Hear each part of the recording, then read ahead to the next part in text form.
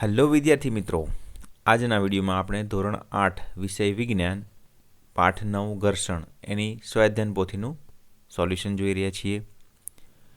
પહેલો પ્રશ્ન છે, નીચેના દરેક પ્રશ્નના ઉત્તર માટે આપેલા વિકલ્પોમાંથી સાચો વિકલ્પ શોધી તેનો ક્રમ અક્ષર પ્રશ્નની સામે આપેલા ખાનામાં લખો. તો પહેલો છે, સ્પ્રિંગ કાંટા સ્પ્રિંગ બેલેન્સનો ઉપયોગ શાના માપન માટે થાય છે? તો ડી વસ્તુનું વજન. જમીન પર મૂકેલા મોટા લાકડાના બોક્સને પૂર્વથી પશ્ચિમ દિશા તરફ ધકેલવામાં આવે છે તો બોક્સ પર લાગતું ઘર્ષણ બળ કઈ દિશામાં હશે? તો પૂર્વ દિશા, સી ઓપ્શન. ઘર્ષણ બળ શાના પર આધાર રાખતું નથી? તો ડી ઓપ્શન, સપાટીનું ક્ષેત્રફળ. વસ્તુ પર લાગતા ઘર્ષણ બળનું કારણ શું હોઈ શકે? તો ઓપ્શન આવશે ડી, આપેલ તમામ. પાંચમું, બે સપાટીઓની સંપર્ક સપાટી પર પ્રવર્તતું સરકસ ઘર્ષણ બળ, સ્લાઇડિંગ ફ્રિક્શન જેને કહે છે, 8 ન્યૂટન માલુમ પડે છે. તો તે બે સપાટીઓ વચ્ચે પ્રવર્તતું સ્થિત ઘર્ષણ બળ એટલે કે સ્ટેટિક ફ્રિક્શન નીચેના પૈકી કેટલું હોઈ શકે? તો એ જવાબ આવશે 10 ન્યૂટન. નીચેનામાંથી કયું વિધાન ઘર્ષણ માટે સાચું નથી? તો ડી, ઘર્ષણ હંમેશા હાનિકારક છે. નીચેનામાંથી કયું વિધાન ખોટું છે? તો ડી ઓપ્શન આવશે, સ્થિત ઘર્ષણ એ સરકતા ઘર્ષણ કરતાં ઓછું છે. ઘર્ષણ વધારવા માટે શું કરવું જોઈએ? તો સી ઓપ્શન આવશે, સપાટીને ખરબચડી બનાવવી જોઈએ. નીચેનામાંથી કોની અસર તરલ ઘર્ષણ ફ્લુઇડ ફ્રિક્શન પર થતી નથી? એ વસ્તુનું દળ. એરોપ્લેન અને રોકેટનો આકાર ઘર્ષણ ઘટાડવા માટે કેવો રાખવામાં આવે છે? તો બી ઓપ્શન આવે, ધારારેખી આકાર રાખવામાં આવે છે. 11મું, તરલમાં ગતિ કરતી વસ્તુ પર લાગતા ઘર્ષણ બળનો આધાર શાના પર છે? તો ડી ઓપ્શન, આપેલ તમામ. તરલની સ્નિગ્ધતા, વસ્તુનો વેગ અને વસ્તુનો આકાર. 4 બાળકોને લોટણ સ્થિત અને સરકતા ઘર્ષણને કારણે લાગતા બળોને ઘટતા ક્રમમાં ગોઠવવાનું કહેવામાં આવ્યું. આ ગોઠવણ નીચે આપેલ છે. સાચી ગોઠવણ પસંદ કરો. સ્થિત, સરકતું અને લોટણ. સી ઓપ્શન આવશે. પ્રવૃત્તિ બીજી, ખાલી જગ્યા પૂરો. ઘર્ષણ એકબીજાના સંપર્કમાં રાખેલી બે વસ્તુઓની સપાટી વચ્ચે ખાલી જગ્યામાં સાપેક્ષ ગતિનો વિરોધ કરે છે. બીજો, ઘર્ષણ ઉષ્મા ઉત્પન્ન કરે છે. કેરમ બોર્ડ પર પાવડર છાંટવાથી ઘર્ષણ ઓછું થઈ જાય છે. સરકતું ઘર્ષણ એ સ્થિત ઘર્ષણ કરતાં ઓછું હોય છે. પદાર્થને સ્થિર સ્થિતિમાંથી ગતિમાં લાવવા માટે જરૂરી બળ એ સ્થિત ઘર્ષણ બળનું માપ છે.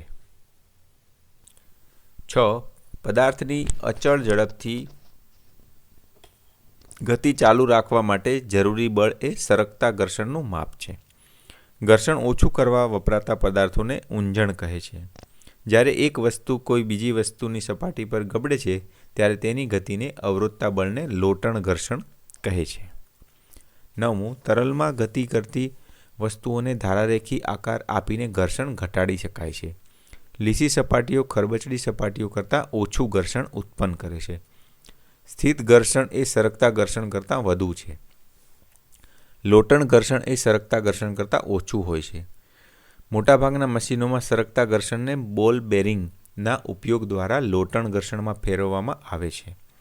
સ્પ્રિંગ કાંટાના ઉપયોગથી વસ્તુ પર લાગતું બળ શોધી શકાય છે. બારી બારણાના મિજાગરામાં તેલના ટીપા નાખવાથી ઘર્ષણ ઘટાડી શકાય છે. ત્રીજો પ્રશ્ન, નીચેના પ્રશ્નોના માત્ર ઉત્તર લખો. ઘર્ષણના લીધે શું ઉત્પન્ન થાય છે? તો કે ઉષ્મા. જ્યારે બે પદાર્થો એકબીજાના ભૌતિક સંપર્કમાં હોય ત્યારે તેમની ઉષ્મા સાપેક્ષ ગતિનો વિરોધ કરતા બળનું નામ આપો. તો ઘર્ષણ બળ. મશીનના ભાગોમાં ઘર્ષણ ઓછું લાગે તેના માટે શાનો ઉપયોગ કરવામાં આવે છે? તેલ અથવા તો ઊંજણ પણ એને કહે છે. સ્થિત ઘર્ષણ, સરકતું ઘર્ષણ અને લોટણ ઘર્ષણમાંથી સૌથી ઓછું કયું ઘર્ષણ છે? તો લોટણ ઘર્ષણ. છતના પંખાઓમાં ઘર્ષણ ઘટાડવા માટે શાનો ઉપયોગ થાય છે? તો બોલ બેરિંગનો ઉપયોગ થાય છે. કયા બળની હાજરીના કારણે ચોક વડે બ્લેકબોર્ડ પર લખી શકાય છે? તો ઘર્ષણ બળના કારણે. સાયકલની બ્રેકમાં ઘર્ષણ વધારવા શાનો ઉપયોગ કરવામાં આવે છે? બ્રેક પેડનો ઉપયોગ કરવામાં આવે છે. તરલમાં ગતિ કરતી વસ્તુઓનો આકાર કેવો રાખવામાં આવે છે? ધારારેખી એટલે કે સુવાહી આકાર રાખવામાં આવે છે. પ્રશ્ન 4. નીચેના વિધાનોમાંથી ખરા વિધાન સામે ખરું અને ખોટા વિધાન સામે ખોટાની નિશાની કરો. સ્થિત ઘર્ષણ લોટણ ઘર્ષણ કરતાં વધુ હોય છે. સાચું. ઘર્ષણના લીધે વાહનો રસ્તા પર ચાલી શકે છે. સાચું. બોલ બેરિંગ સ્થિત ઘર્ષણને લોટણ ઘર્ષણમાં રૂપાંતરિત કરે છે. ખોટું. પક્ષીઓ અને માછલીઓનો આકાર ધારારેખી સુવાહી હોય છે. સાચું. 5. તરલમાં ગતિમાન વસ્તુ પર લાગતું ઘર્ષણ બળ એ વસ્તુની તરલની સાપેક્ષ ઝડપ પર આધારિત નથી. ખોટું. ઘર્ષણ બળનો આધાર સપાટીના પ્રકાર પર નથી. ખોટું. ઘર્ષણને કારણે આપણે ટાઈમાં ગાંઠ બાંધી શકીએ છીએ. સાચું. ઘર્ષણથી ઉષ્મા ઉત્પન્ન થાય છે. સાચું. વાહનો અને સાયકલોની બ્રેક પ્રણાલીમાં બ્રેક પેડનો ઉપયોગ વડે ઘર્ષણ ઘટાડી શકાય છે. ખોટું. બે સપાટીઓ એકબીજાને કેટલા બળપૂર્વક દબાવે છે એ બાબત પર ઘર્ષણ આધાર રાખે છે. સાચું. પ્રશ્ન 5. નીચેના પ્રશ્નોના એક વાક્યમાં ઉત્તર લખો. ઊંજણ એટલે શું? ઘર્ષણ ઓછું કરવા જે પદાર્થો વપરાય તેને ઊંજણ કહે છે. તરલ એટલે શું? જે વહી શકે છે તેને તરલ કહે છે. તરલમાં ગતિ કરતી વસ્તુ પર લાગતા ઘર્ષણ બળનો આધાર શાના પર છે? તો જવાબ લખીશું. તરલમાં ગતિ કરતી વસ્તુ પર લાગતા ઘર્ષણ બળનો આધાર આ વસ્તુ પર છે. વસ્તુની તરલની સાપેક્ષ ઝડપ, વસ્તુના આકાર અને તરલના પ્રકાર પર. ચોથો પ્રશ્ન. જે આ બે વસ્તુઓનું જોડાણ એટલે શું? જેને ઇન્ટરલોકિંગ આપણે કહીએ છીએ. જવાબ લખીશું. એક વસ્તુની સપાટીના ખાડા ટેકરાઓ બીજી વસ્તુની સપાટીના ટેકરાઓ ખાડામાં ભરાઈ જવાની પ્રક્રિયાને બે વસ્તુઓનું જોડાણ અથવા ઇન્ટરલોકિંગ કહે છે. સ્થિત ઘર્ષણ બળ કોને કહે છે? કોઈ સપાટી સાથે ભૌતિક સંપર્કમાં રહેલ પદાર્થને સ્થિર સ્થિતિમાંથી ગતિમાં લાવવા માટેના જરૂરી બળને સ્થિત ઘર્ષણ બળ કહે છે. સરકતું ઘર્ષણ બળ એટલે શું? કોઈ સપાટી સાથે ભૌતિક સંપર્કમાં રહેલા પદાર્થોને અચળ ઝડપથી ગતિમાન રાખવા માટે જરૂરી એવા બળને સરકતું સ્લાઇડિંગ ઘર્ષણ બળ કહે છે. સાયકલોમાં સરકતા ઘર્ષણ બળને લોટણ ઘર્ષણ બળમાં ફેરવવા માટે શાનો ઉપયોગ કરવામાં આવે છે? સાયકલોમાં સરકતા ઘર્ષણને લોટણ ઘર્ષણમાં ફેરવવા માટે બોલ બેરિંગનો ઉપયોગ સાયકલની ધરી અને કેન્દ્રની વચ્ચે કરવામાં આવે છે. લોટણ ઘર્ષણ બળ એટલે શું? જ્યારે એક વસ્તુ કોઈ બીજી વસ્તુની સપાટી પર ગબડે છે ત્યારે તેની ગતિના અવરોધતા બળને લોટણ ઘર્ષણ બળ કહે છે. પ્રશ્ન 6. નીચેના પ્રશ્નના ટૂંકમાં ઉત્તર લખો. રમતવીરો ખીલીઓવાળા બૂટ કેમ પહેરે છે સમજાવો. ખીલીઓવાળા બૂટ પહેરવાથી જમીન સાથેની બૂટની પકડ મજબૂત થાય છે, એટલે કે બૂટ અને જમીન વચ્ચેનું ઘર્ષણ બળ વધી જાય છે. તેથી રમતી વખતે કે દોડતી વખતે રમતવીર જમીન પર લપસી પડતા નથી. સમજાવો. સરકતું ઘર્ષણ એ સ્થિત ઘર્ષણ કરતાં ઓછું શા માટે હોય છે? વસ્તુને સ્થિર સ્થિતિમાંથી ગતિમાં લાવવા માટેની જરૂરી બળ એ સ્થિત ઘર્ષણ બળનું માપ છે. જ્યારે વસ્તુની અચળ ઝડપી ગતિ ચાલુ રાખવા માટેનું જરૂરી બળ એ સરકતા ઘર્ષણ બળનું માપ છે. બે સપાટીઓના ખરબચડા ભાગોના જોડાણને કારણે ઘર્ષણ લાગે છે. હવે સ્થિત ઘર્ષણના કિસ્સામાં બે સપાટીઓ વચ્ચેનું જોડાણ ખૂબ જ મજબૂત હોય છે, પણ સરકતા ઘર્ષણના કિસ્સામાં કોઈ વસ્તુ અથવા સપાટી પરના સંપર્ક બિંદુઓને બીજી સપાટીના સંપર્ક બિંદુઓમાં ઘૂસી જવા માટે પૂરતો સમય મળતો નથી. તેથી સરકતું ઘર્ષણ એ સ્થિત ઘર્ષણ કરતાં ઓછું હોય છે. ઘર્ષણના ફાયદા જણાવો. તો એ ફાયદા આ પ્રમાણે લખીશું. ઘર્ષણને લીધે રસ્તા પર સરળતાથી ચાલી શકાય છે. ઘર્ષણને લીધે દિવાલમાં ખીલી ઠોકી શકાય છે. ઘર્ષણને લીધે બ્લેકબોર્ડ પર ચોકથી અને નોટમાં પેન અથવા પેન્સિલથી લખી શકાય છે. ઘર્ષણના ગેરફાયદા. તો ઘર્ષણના ગેરફાયદા આ રીતના લખી શકાય. ઘર્ષણને લીધે વસ્તુઓ ઘસાઈ જાય છે. મશીનનો ઉપયોગ કરતી વખતે ઘર્ષણને લીધે ઉષ્મા ઉત્પન્ન થાય છે, તેથી થોડી ઉર્જા વેડફાઈ જાય છે. ઘર્ષણને લીધે ગતિશીલ વસ્તુઓની ગતિ અવરોધાય છે, તેથી તેમની ઝડપ ઘટે છે. ઘર્ષણના કારણે ઉષ્મા ઉત્પન્ન થાય છે તે દર્શાવતા 3 ઉદાહરણો આપો. તો થોડી મિનિટો સુધી પોતાની હથેળીઓને એકબીજા સાથે જોરથી ઘસવામાં આવે તો એ ગરમ થાય છે. પહેલી વાત, માચિસની દિવાસળીને માચિસની ખરબચડી સપાટી પર ઘસવાથી ઉષ્માના કારણે આગ લાગે છે, સળગી ઉઠે છે. મિક્સરને થોડી મિનિટ ચલાવવાથી તેનું જાર ગરમ થાય છે. વસ્તુનો ધારારેખી આકાર એટલે શું? કઈ પરિસ્થિતિમાં વસ્તુનો આવો આકાર ફાયદાકારક છે?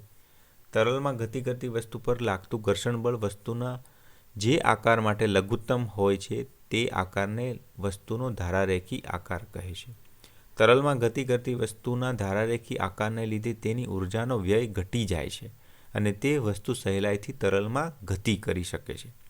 પોતાની કાર રસ્તાની વચ્ચોવચ્ચ બંધ થઈ ગઈ હોવાથી પિતા અને તેનો પુત્ર બંને કારને ધક્કો મારીને રસ્તાની એક બાજુ લઈ જવાનો પ્રયત્ન કરે છે. કારની સ્થિર અવસ્થામાં જ્યારે કારને ધક્કો મારવો પડે છે તેના કરતાં જ્યારે કાર રોલિંગ ગતિની શરૂઆત કરે છે ત્યારબાદ તેને મારવો પડતો ધક્કો ઓછો હોય છે. શા માટે? તો આ તો આપણે આગળ જ જોયું એ વાત છે કે જે સ્થિત ઘર્ષણ છે તે રોલિંગ ઘર્ષણ કરતાં વધુ હોય એટલા માટે જવાબ આપેલો છે, જોઈ શકો તમે. 7 નંબર, વૈજ્ઞાનિક કારણો આપી સમજાવો. પહેલું છે ક્રિકેટ બેટ અને બેડમિન્ટન રમતના રેકેટના હેન્ડલ પર ખરબચડું સ્તર રાખવામાં આવે છે. તો એ જવાબ આપેલો છે સંપૂર્ણ, જોઈ લેવાનો. કારણ કે ખરબચડું જે સ્તર હોય એ જલ્દી સરકી જતું નથી, એના લીધે એનું ઘર્ષણ બળ સારું હોય, એટલે કે એ સહેલાઈથી એ સ્લીપ ના મારી જાય એટલા માટે. બીજું છે બૂટ ચંપલમાં તળિયા લાંબા સમયના વપરાશ બાદ ઘસાઈને લપસણા બની જાય છે. કારણ કે આપણે જ્યારે ચાલીએ ને ત્યારે જે ખરબચડી સપાટી હોય રોડની અને જે આપણા ચંપલ હોય ખરબચડી સપાટી એ ઘસાઈ જવાથી બંને સપાટીઓ જ્યારે લીસી થઈ જાય ત્યારે લપસણા બની જાય છે. 3, કેરમ બોર્ડ પર કેરમ રમતી વખતે બારીક પાવડર છાંટવામાં આવે છે. તો એનો જવાબ પણ આપ્યો છે, જોઈ લેવો. વાહનો અને સાયકલની બ્રેક પ્રણાલીમાં બ્રેક પેડનો ઉપયોગ કરવામાં આવે છે, એ પણ જવાબ આપ્યો છે. 5મું, ટ્રકના ટાયરો ખાંચાવાળા હોય છે, એ પણ અહીંયા આપ્યો છે. વાહનોમાં ટાયર ખાંચાવાળા રાખવાથી રસ્તા સાથે ટાયરનું ઘર્ષણ વધુ થવાથી રસ્તાઓ સાથેની તેમની પકડ વધુ મજબૂત અને સારી બને છે. પરિણામે વાહનો સહી સલામત રીતે રસ્તા પર સ્લીપ થયા વગર ચાલી શકે છે અને અકસ્માત નિવારી શકાય છે. 8મું, જોડકા જોડો. વિભાગ એ, ઘર્ષણનું કારણ. તો એનો જવાબ આવશે ડી જોડે. સપાટીઓની અનિયમિતતાનું જોડાણ. Spring balance. તો એ જવાબ આવશે બળનું મૂલ્ય માપે. ધારારેખી આકાર. બી, તરલ વડે લાગતું ઘર્ષણ ઘટાડે છે. બોલ બેરિંગ. ઈ જવાબ આવશે લોટણ ઘર્ષણ. 9મું, નીચેના પ્રશ્નનો મુદ્દાસર ઉત્તર લખો. ઘર્ષણ વધારવાના અને ઘટાડવાના ઉપાયો જણાવો. તો ઘર્ષણ વધારવાના ઉપાયો અહીંયા આપ્યા છે, જોઈ લેવાના. બૂટ ચંપલના તળિયા ખાંચાવાળા રાખવામાં આવે છે. કાર અને ટ્રક જેવા વાહનોના ટાયરો ખાંચાવાળા રાખવામાં આવે છે. તો આ બધા ઘર્ષણ વધારવાના ઉપાયો છે. હવે ઘર્ષણ ઘટાડવાના ઉપાયની વાત કરી. કેરમ રમવાની રમતમાં કેરમ બોર્ડ પર ઝીણો બારીક અબરખનો પાવડર છાંટવામાં આવે છે. બારી બારણાના મિજાગરામાં તેલના થોડા ટીપા નાખવામાં આવે છે. તો આ રીતના જોઈ લેવું. પ્રવૃત્તિઓ. પહેલું છે ઘર્ષણ બળની હાજરી સમજવી. તો નોંધ અહીં આપી છે, તમારી નોટબુકમાં લખવાનું છે જે હોય. બીજું છે બે સમક્ષિતિજ સપાટીઓની સંપર્ક સપાટી પર પ્રવર્તતું ઘર્ષણ બળ બે સપાટીઓની જાત પર આધાર રાખે છે, તે હકીકતની જાણકારી સમજૂતી મેળવવી. તો અહીંયા આકૃતિ એક આપી છે, સ્પ્રિંગ કાંટા વડે ઈંટ ખેંચાય છે. તો સ્પ્રિંગ કાંટો, લીસી સપાટી અને ઈંટ આપી છે, તો એનું જોઈએ.